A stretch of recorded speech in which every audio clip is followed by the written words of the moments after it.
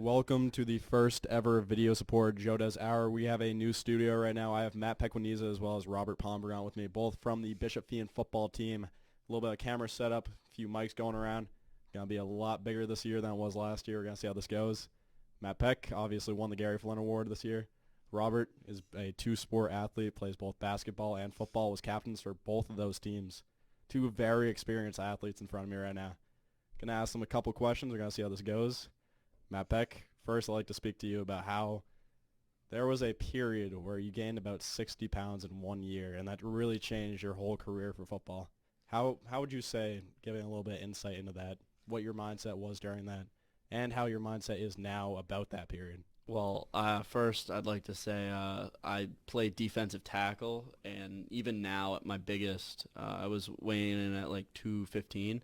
I was still undersized for my position. Like when we played Attleboro, I was playing kids 300 plus. Yeah. I think I needed to make that change if I wanted to keep my position because I couldn't have been playing at like 160. It was just I couldn't have been playing at that.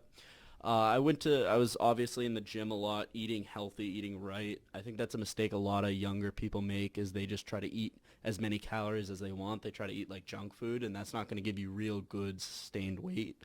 In order to like eat right, you need to eat a lot of like proteins, a lot of fats, and obviously go to the gym. Focus on like core exercises, compound movements like deadlift, squat, bench, shoulder press.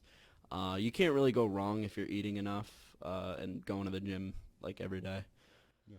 No, Matt Peck, I feel like that was a massive part for your improvement during Oh, this. 100%. It brought up all your lifts, brought up Yeah. everything else. Focus on your lower body for a little bit after focus on Mhm. upper body for a few years. Really changed everything this year.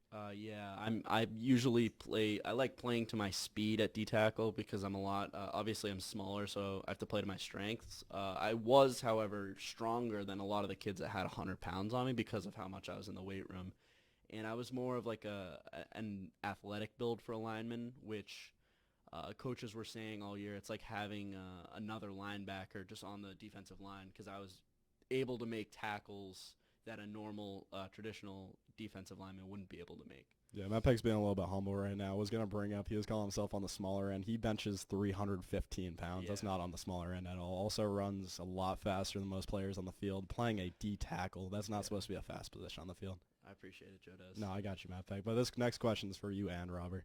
Wanted to ask you guys, there was a massive culture shock between sophomore year, junior year, and senior year.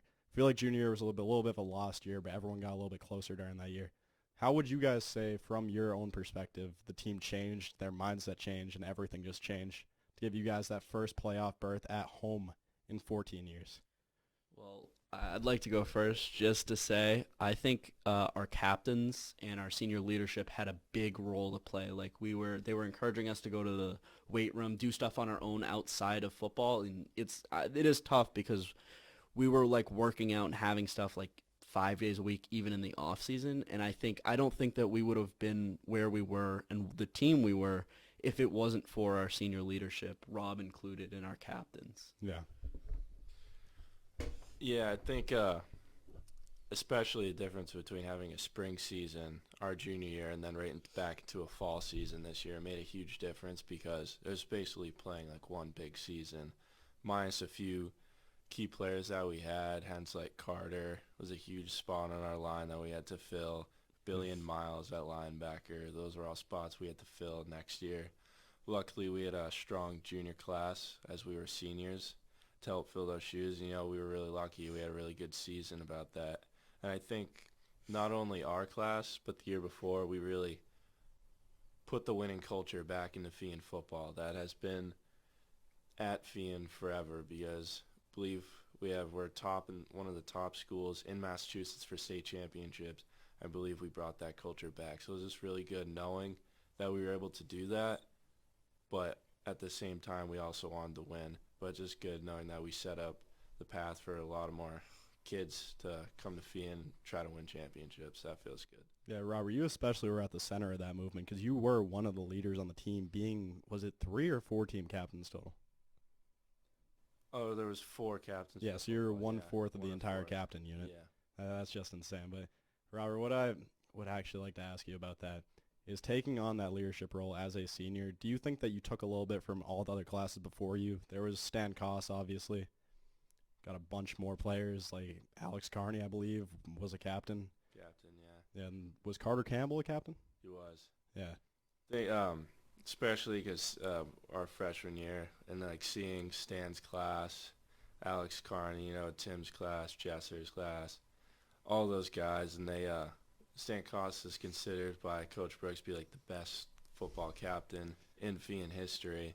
So watching them beat North, it's kind of ever since then we're like we're gonna play North, we're gonna win, and just being like watching them kind of shaped us into who we were and to get the culture back going. Because they were good, they just got unlucky. So being a part of that, being fortunate enough to be a part of that was huge. I'm very thankful for that. No, I also think that during your journey this year, as you obviously got the first home playoff game in a while, over a decade, Yeah. I feel like you were kind of calling back to the fallen soldiers before. Like last year, those seniors didn't really get their final season. Yeah. Would you say you guys played the season for them a little bit? Definitely, I would, and a lot of things because when we were freshmen, our beloved line coach at Fian, Fred Party, he died, so we never really got to honor him in a way that we wanted to with winning a championship.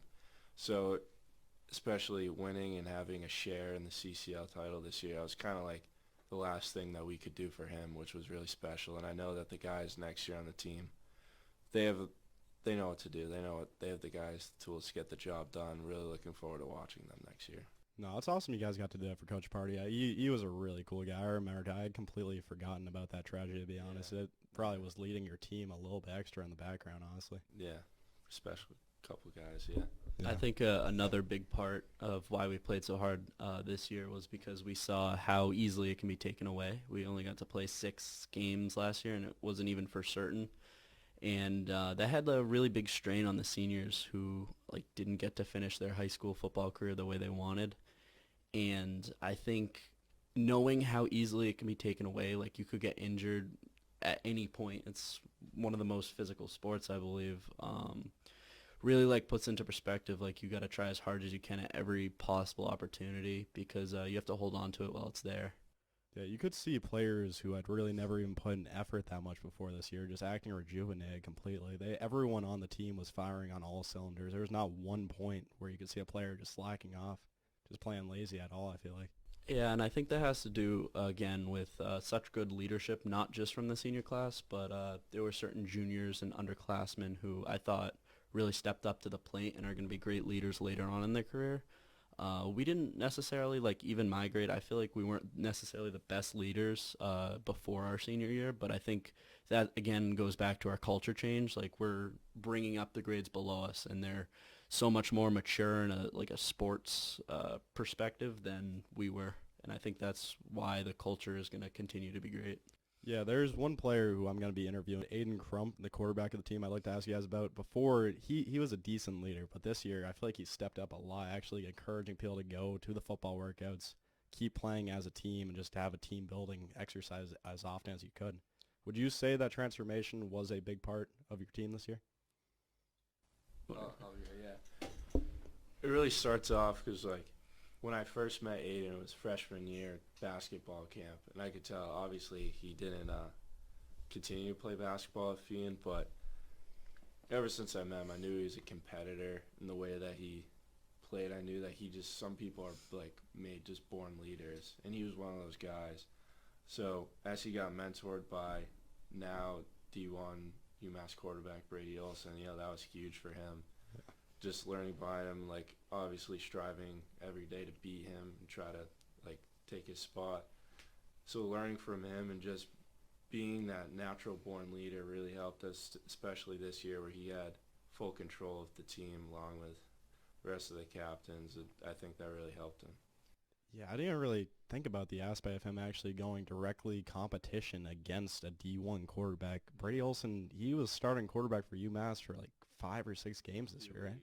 Yeah. Yeah, that's just insane. He almost won at a few points in those competitions, but ended up getting the last 2 years because Brady obviously transferred. That's great to see that.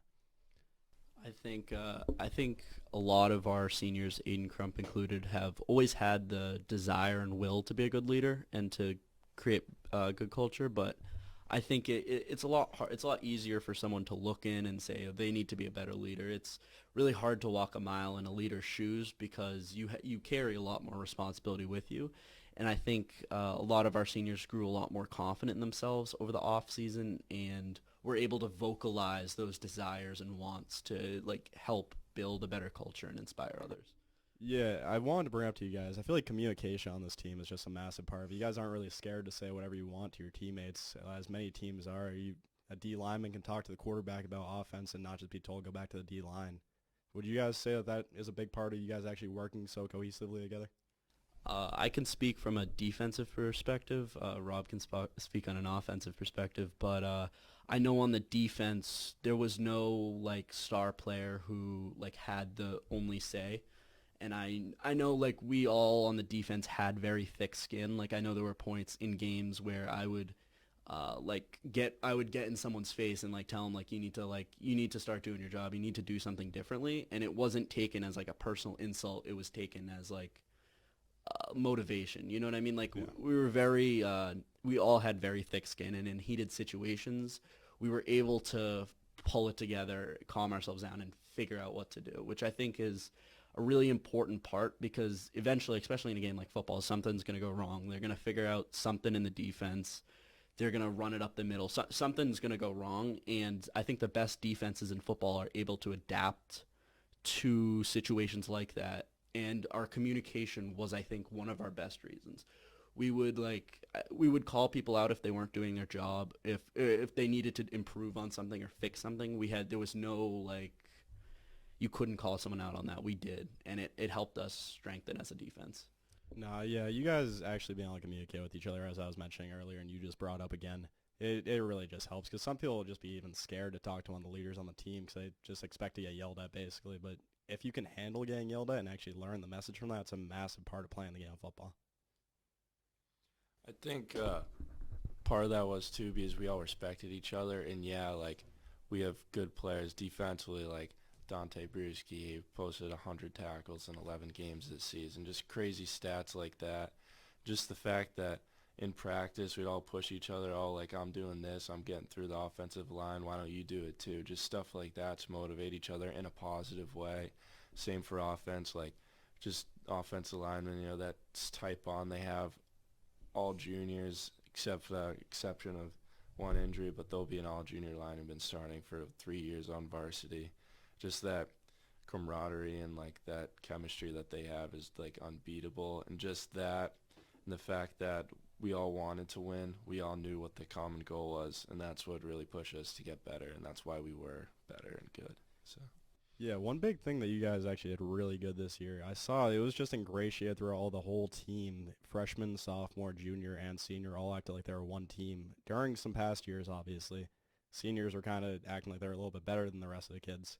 And you guys just didn't do that. You stayed humble, and I feel like that really brought the team together a lot more on the field. I think to play football, to play a physical game like that, you have to realize like you have to check your ego sometimes. And I was definitely like I fell victim to this.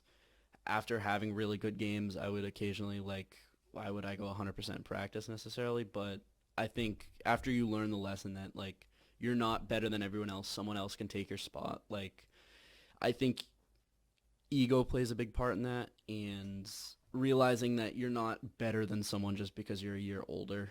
That always made me mad as an underclassman, seeing seniors like talk down like they weren't freshmen 3 years ago or something like that. I think having a level of respect for underclassmen, knowing that they're going to be seniors one day, and trying to teach that winning culture is definitely a good thing.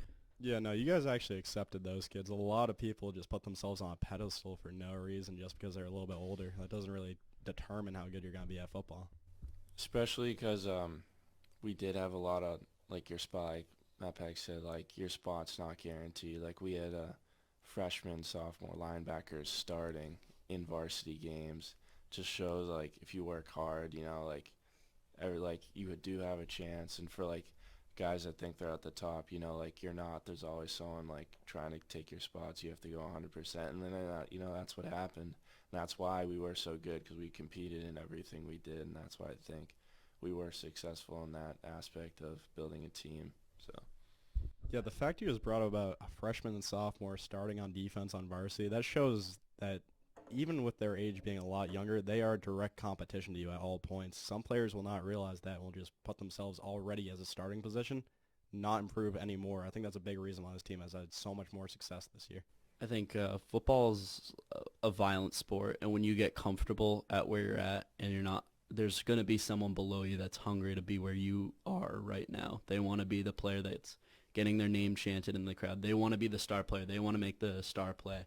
And if you start to get comfortable, like accepting that you're the starter, I think you would be more likely to slack off, and I feel like that's how a lot of people would get their job taken by an underclassman. Yeah, a big thing with football for you guys, Robert is wide receiver, you were defensive tackle. Those are some little kids' dreams to be starting on a varsity field in the senior year in high school under the bright lights with the entire crowd chanting for them after a victory. Some people will never experience that, but you guys actually got to experience what you would probably have wanted since you were even little kids. So that's just something awesome to see. I honestly think like football is like it has its ups and downs, and even at the lowest point, I think you should always stay with it because it gets better. And I think you're gonna regret it if you quit for the rest of your life, to be honest. No, for sure, because you're just going to be thinking, what more could I have done? How much more work could I have put in? How many extra hours in the film room could I have done just to get a starting spot on the team and be in front of my entire school showcasing my work that I put on this field for years? Some kids will never experience that just because they gave up. specifically to that point, I think we all look at the North game as being that game that everyone wishes that they were a part of, and like you were proud to be go to Fee and be a part of Fee in that day, because you see everyone's has seen the video, like just hundreds of kids rushing the field, like even parents included, everyone's on the sidelines, just like all that work you put in is for like just a short moment of time like that, and you'll remember it for the rest of your life, and that just feel good. That's why we play. So Robert, when I watched you guys in that North game, I had a moment of realization where I thought this team could actually be something massive. You guys ended up continuing that streak. You had one loss all season before the playoffs, right? Yeah. Yeah. You should have seen the team after that loss, too. Everyone was just hanging their heads down low, but preparing for the next game, understand that this is not the end of the season. You guys ended up winning out after that. You didn't let one game hold you back like some people would. You had a 5-game losing streak after that, whole season's done.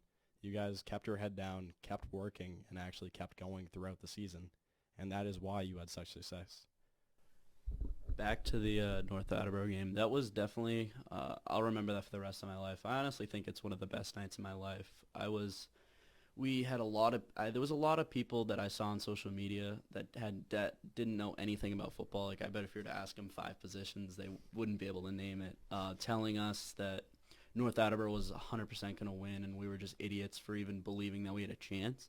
And I remember sitting in the locker room before, listening to music, and it felt like an out-of-body experience trying to get ready for what was about to happen. I was the most nervous I've ever been in my life. I got on the field. I took the first hit, and then everything went away, and I was just game time. And I'll remember that for the rest of my life, 100%.